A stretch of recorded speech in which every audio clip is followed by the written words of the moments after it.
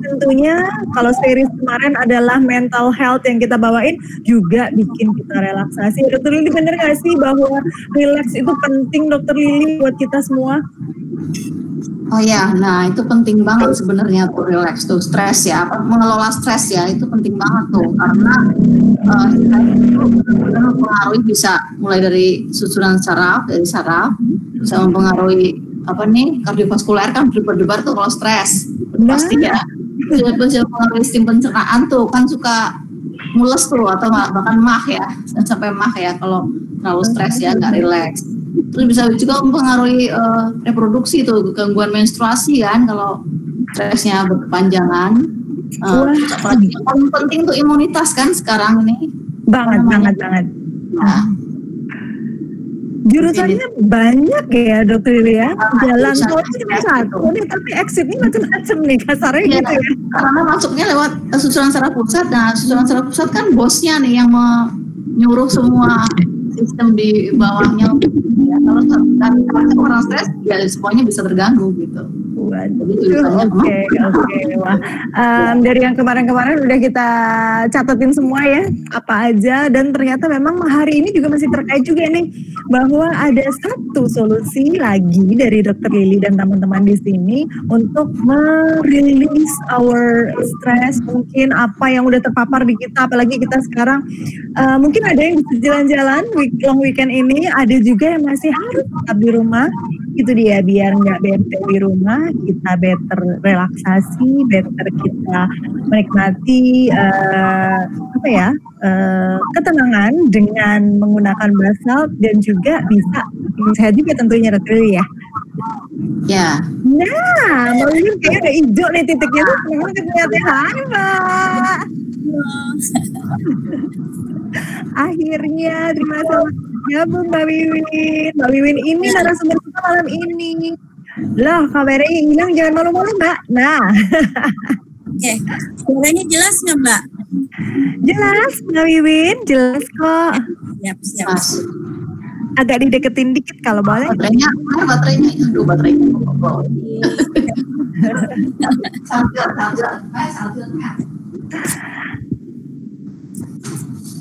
Tarik napas dulu Mbak Wiwin, santai dulu. Masih ada 20 menit. Masih 15 ya Mbak. Oke.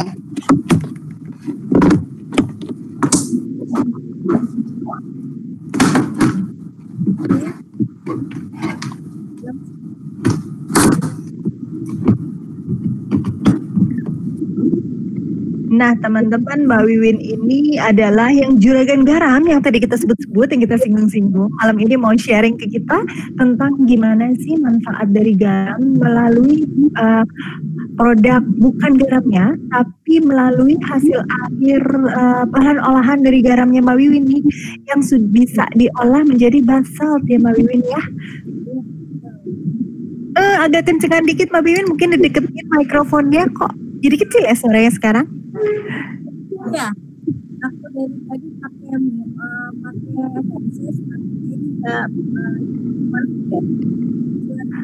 Gak jelas Mbak Wiwin, kurang kenceng dikit.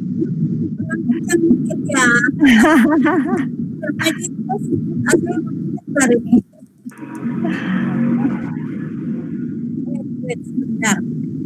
Oke, monggo. Silahkan.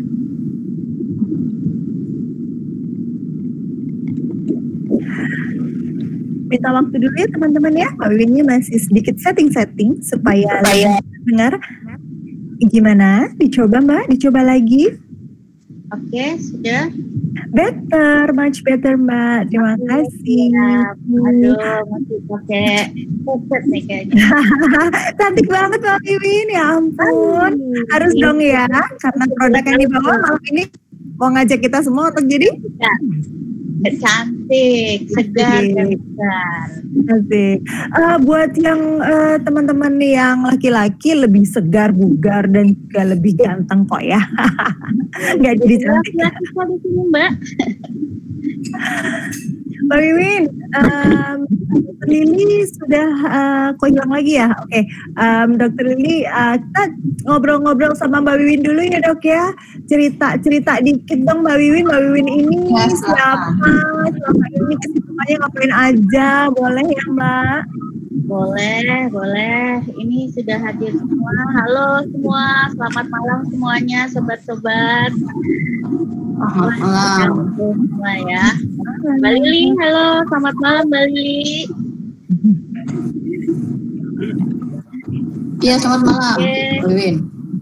Ya, oke. Tadi nanya apa Mbak? Jadi cerita dikit dong, kenalin dikit Mbak Wiwin tuh siapa, selama ini ngapain aja kegiatannya. Jadi nama saya Wiwin. Halo semua, buat yang belum kenal, nama saya Wiwin.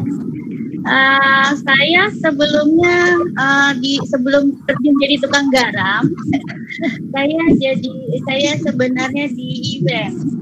Jadi karena di event itu saya juga sering bertemu dengan banyak orang, dengan banyak komunitas. Alhamdulillah pengalaman masukan-masukan positif juga banyak, dan akhirnya saya juga bertemu dengan banyak orang yang punya motivasi yang bagus-bagus juga, salah satunya dengan para motivator-motivator. Nah, awal mula saya ketertarikan dengan garam itu awalnya nggak sengaja Mbak Evelyn.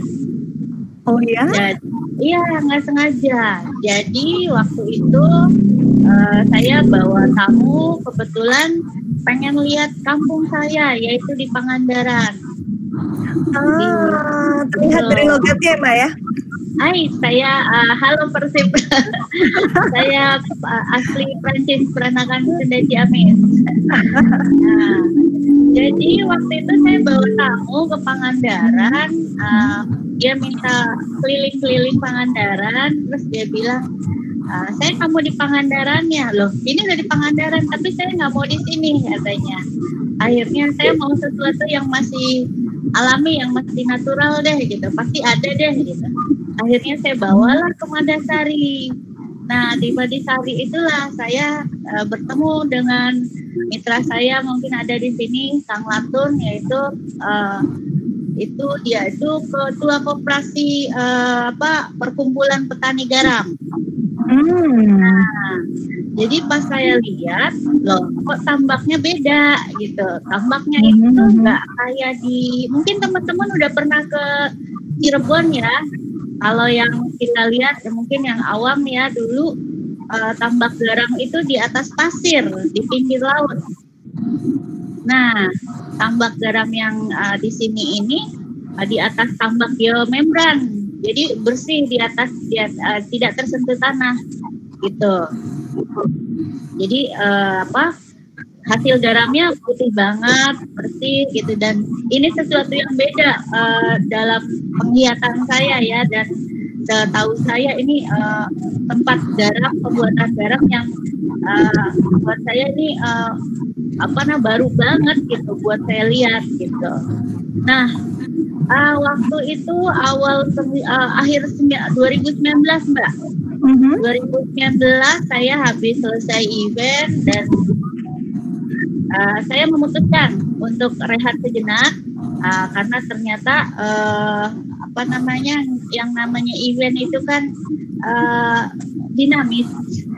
Banyak anak-anak muda, milenial yang lebih kreatif. Jadi saya mengistirahatkan diri dulu sejenak.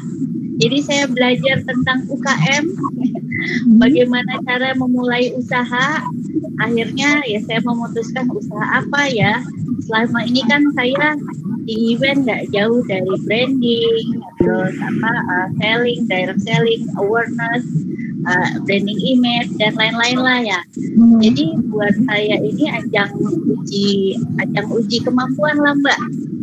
Nah, wow, luar biasa. Wah, jadi pas ketemu dengan Kang Latun ini kebetulan. Nah, Kang Latun bilang, teteh kan di Jakarta, ayo atuh nih garamnya diapain gitu kan. Karena kita tahu jualan garam banyak ya, merek, model dan lain-lain gitu kan. Apalagi di pasaran tuh banyak banget. Nah, Sedangkan ini garam tradisional yang masih yang masih murni banget gitu. Kalau bahasa bulenya mah natural sea salt ya, masih alami banget. Nah, dari situ saya memulai itu Mbak, ada challenge lah. Ini garam kalau cuma dijadiin garam aja kayaknya biasa banget gitu. Apalagi kan moto pribadi saya kan jadilah berbeda, karena yang biasa itu udah banyak. Wow, betul banget Mbak. Jadi tantangan buat saya ini adalah gimana caranya si garam yang biasa-biasa aja jadi tampil berbeda dan naik kelas. Itu aja sih awalnya. Nah, berhubung saya waktu itu masuk ke komunitas persabunan, sabun menyabun, perwangi-wangian, aromaterapi, belajarlah mengolah gitu, mengolah garam, gimana caranya garam ini bisa tampil beda. Jadilah bath salt gitu. Jadi jadilah bath salt, diolah. Terus saya juga bingung kan, waktu itu saya judulnya gimana caranya bisa memberdayakan bekerja sama dengan petani lokal, petani garam, maksudnya petani tambak garam. Gimana caranya garam itu bisa tampil beda dengan nilai value-nya juga yang lebih baik lagi gitu.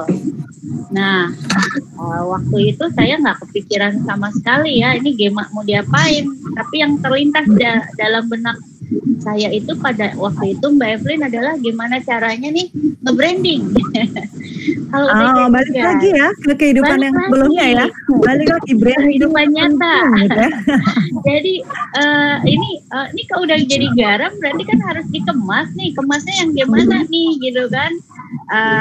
Itu dari mulai bikin logo, dari mulai bikin olahan garam, bikin logo, terus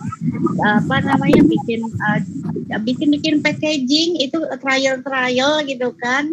Kebetulan saya juga lagi handle cafe waktu itu kan, jadi sambil jalan ternyata ini nih gitu. Dan kebetulan kan memang di Jawa Barat ini kan sumber daya alamnya kaya banget ya, banyak banget hal yang yang kadang kita terlewatkan dan kadang kita tidak aware gitu. Nah, makanya melihat banyaknya sumber daya alam yang banyak ini, saya coba angkat yang namanya moto Mbak. Moto dulu nih. Moto itu gimana caranya saya mengajak orang-orang masyarakat yang lokal ini mencintai produk lokal, kearifan lokalnya gitu kan. Jangan sampai ditinggalin. Modern sih boleh ya, tapi yang namanya kearifan lokal tetap harus diusung dan harus dijaga. Nah, jadi moto saya waktu itu adalah respect localism, yang artinya menghargai kearifan lokal, gitu. Jadilah packaging garam ini pokoknya green dan inilah kearifan lokal tetap deh. Jadi yang namanya packagingnya itu dari jar, dari besek dan lain-lain lah, sampai ke bahan bakunya pun tetap yang lokal, gitu. Tetap, tapi ada nilai kita kawin-kawinkan sedikit lah dengan bule-bulean biar sedikit naik kelas. Jadi harus dinaikkan kelasnya dulu ya. Ya, jadi perjalanan West Java ini, usaha saya ini, jadi dari mulai kepercayaan diri Mbak, kepercayaan diri, ajang uji nyali dan ajang pembuktian diri. Sebagai masyarakat Pangandaran lah, saya ingin coba mengangkat salah satu kearifan lokal khas Pangandaran, yaitu garam. Jadi seperti itulah Mbak, kurang lebih, nggak banyak. Berarti ini berawal dari garam dulu, kemudian diapakan, di branding dan lain-lain, dan kemudian dikembangkan untuk menjadi produk lainnya untuk bisa merambah lebih luas lagi gitu ya Mbak Wiwin ya? Ya, betul. Mbak Wiwin mau cerita-cerita dikit tentang Mahakaya nggak nih? Kan ini Instagramnya Wiwin_Mahakaya nih. Ya. Jadi mau di-share presentationnya atau gimana? Boleh Mbak. Ini saya jadi itu wujud perjalanan saya, bagaimana apa sih West Java itu apa gitu. Jadi di dalam bentuk presentasi ini ya saya selalu bawa ke partner atau klien atau mitra kerjasama, ini loh West Java ini kita punya planningnya seperti ini gitu, Mbak. Sudah kelihatan kan Mbak Wiwin presentasinya? Ya? Sudah kelihatan presentasinya? Sudah mungkin ya. Sudah ya. Monggo. Jelas presentasinya.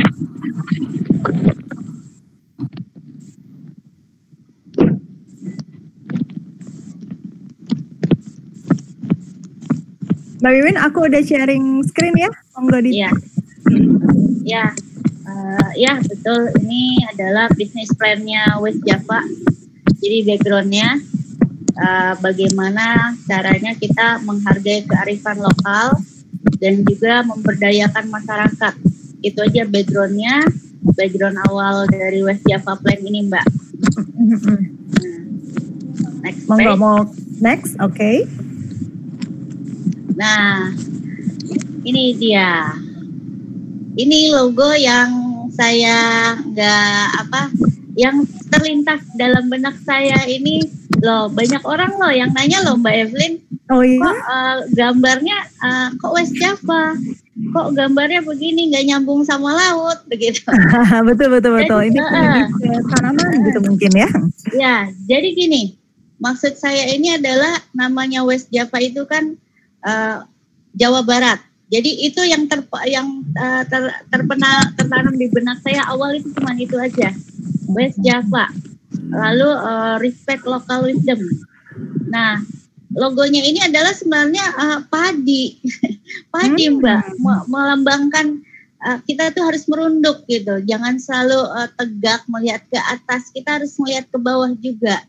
Jadi semakin berisi ya semakin merunduk dan semakin kita menguatkan diri, itu loh Mbak. Intinya itu sih logo West Java itu gitu.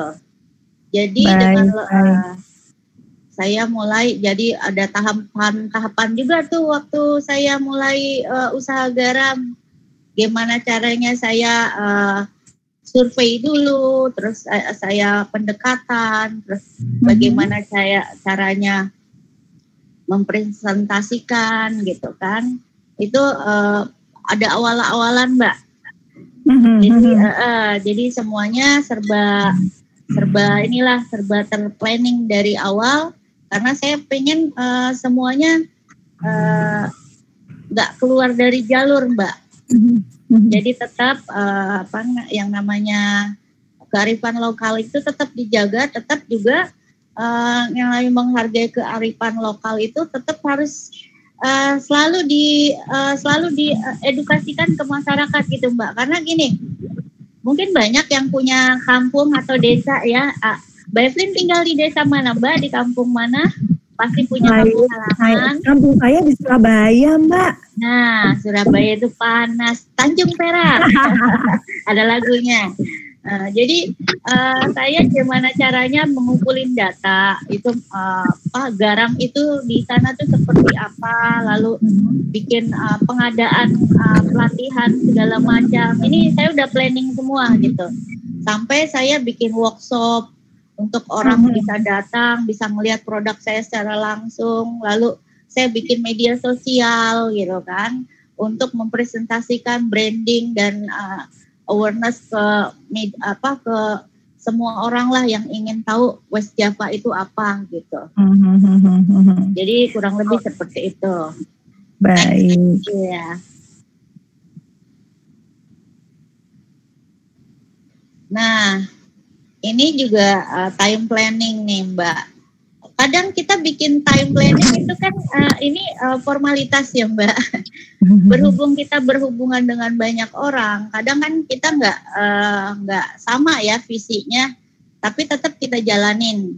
Memang nggak mudah ya untuk merubah sesuatu itu, merubah kebiasaan itu dengan kebiasaan baru tuh nggak mudah. Apalagi kita berhubungan dengan masyarakat desa, pasti ada banyak kepentingan ya. Tapi dengan niat saya tetap ini gimana caranya garam ini bisa tampil beda, bisa punya nilai yang lebih gitu. Jadi seperti itu nanti ke depannya saya pengen lebih concern lagi ke sosialisasi, ke training, ke marketingnya. Jadi udah saya pikirin semuanya, Mbak. Oh, jadi, wow. Maklum Mbak, orang event. Semuanya serba di Baiklah. Yes, gitu. Apalagi kan bekerja sama dengan teman-teman produsen yang ada di Madasari tadi ya. Iya, betul. Jadi harus lebih komunikasi segala macam. Jadi harus lebih lebih concern gitu. Nah, yang next kedua Mbak, next lagi. Apa tuh? Ini yang value. Nah, nilai. Kita bicara nilai ya.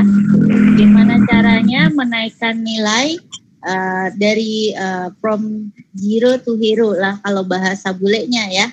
Bagaimana merubah sesuatu dari yang biasa saja menjadi luar biasa. Itulah intinya.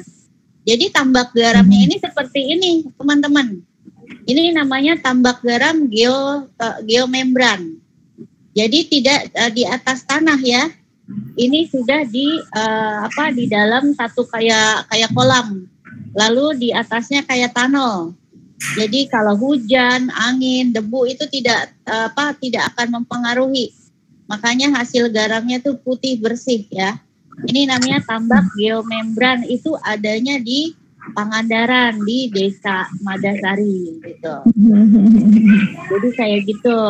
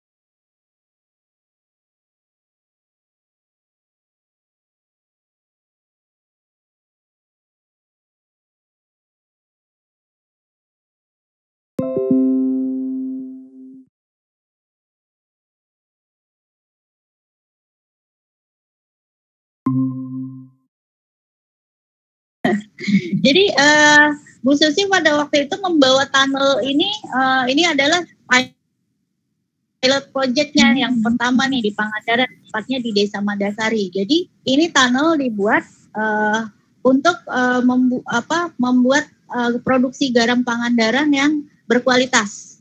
Jadi Nah, kebayang sih Mbak kalau proses-proses yang sebelumnya saya lihat-lihat di perjalanan itu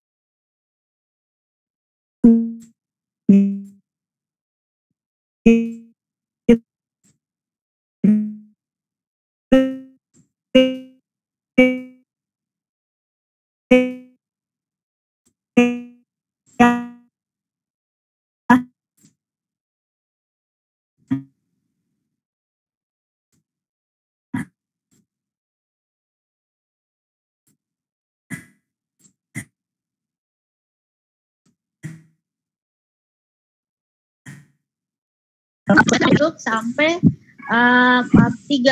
menjelang 3 bulan baru dia akan proses mengeras kristal dan siap untuk di packing langsung loh Mbak dari tambak. Oh wow, ini 3 bulan ya ternyata ya Mbak ya, lumayan lama ya ternyata. Makanya prosesnya itu luar biasa.